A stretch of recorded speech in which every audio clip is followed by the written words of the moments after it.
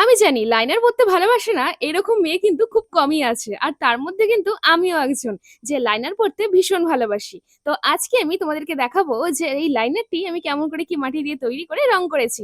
তো চলো আজকের ভিডিওটা শুরু করা যাক। সো হাই হ্যালো নমস্কার। আমি জুই, তোমরা সকলে কেমন আছো? তো এই লাইনারটিকে তৈরি করার জন্য প্রথমেই কিন্তু বেশ কিছুটা মাটি নিয়ে আমি লাইনারের যে কৌটোটা হয় আরকি ওটার একটা শেপ দিয়ে নিয়েছি। এরপরে খুব ভালো করে মসৃণ করে নিয়েছি উপরটা।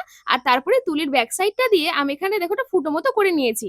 আর তারপরে দেখো একটা মুখও এখানটায় তৈরি করে ওটাও দেখো খুব ভালো করে কিন্তু এখানটায় অ্যাটাচ করে নিচ্ছি। এন্ড বাই দ্য ওয়ে, তুমি যদি আজকে আমার চ্যানেলে একদম নতুন হয়ে থাকো তাহলে বলবো প্লিজ ভিডিওটাতে একটা লাইক করে চ্যানেলটাকে অতি অবশ্যই সাবস্ক্রাইব করে দিও। আর তোমার মনে যদি কোনো রকম কোনো আইডিয়া থেকে থাকে মাটির জিনিস তৈরি করার, তাহলে আমাকে অবশ্যই কমেন্ট করে জানিও। আমি তোমার মনের ইচ্ছে রাখার অবশ্যই চেষ্টা করব। আর এইদিকে দেখো আমি এখানটায় যে মুখটাকে এখানটায় সেট করছি ওটা কিন্তু সেট করছি হচ্ছে একটা আইসক্রিম স্টিক দিয়ে, যেটা কিন্তু আমি নিজেই তৈরি করেছিলাম। আর ওটা দিয়ে দেখো খুব ভালো করে এখানটায় কিন্তু মাটিগুলোকে দেখো সেট করে নিয়েছি।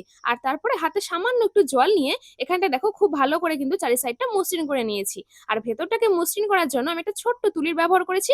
ওই তুলিটা দিয়েই কিন্তু দেখো ভেতরটাকে আমি এখানটায় মসৃণ করে নিয়েছি। আর তারপরে এখানটায় দেখো কৌটোটার বাইরের দিকে কিছু দাগ দাগ দিয়ে নিয়ে ওটাও কিন্তু হালকা জলের সাহায্যে মসৃণ করে নিয়েছি। এবার পালা হচ্ছে ঢাকনাটিকে তৈরি করা। আর ঢাকনাটিকে তৈরি করার জন্য আবারও কিন্তু বেশ কিছুটা মাটি নিয়ে লম্বা মতো আমি এখানটায় দেখো করে নিয়েছি।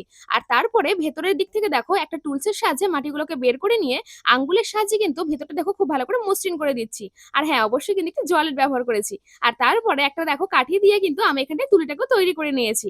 আর তারপরে না খুব ভালো করে এটাকে একদিনের জন্য রোদে রেখে দিয়েছিলাম। আর তারপরে রোদে শুকিয়ে যাওয়ার পরে এখন দেখো রং করতে বসেছি। আর আমি যেহেতু এই লাইনারটিকে ব্ল্যাক কালার করব, সেইজন্য না আমি এখানটায় কিন্তু কোনো রকম কোনো বেস কালার এপ্লাই করিনি।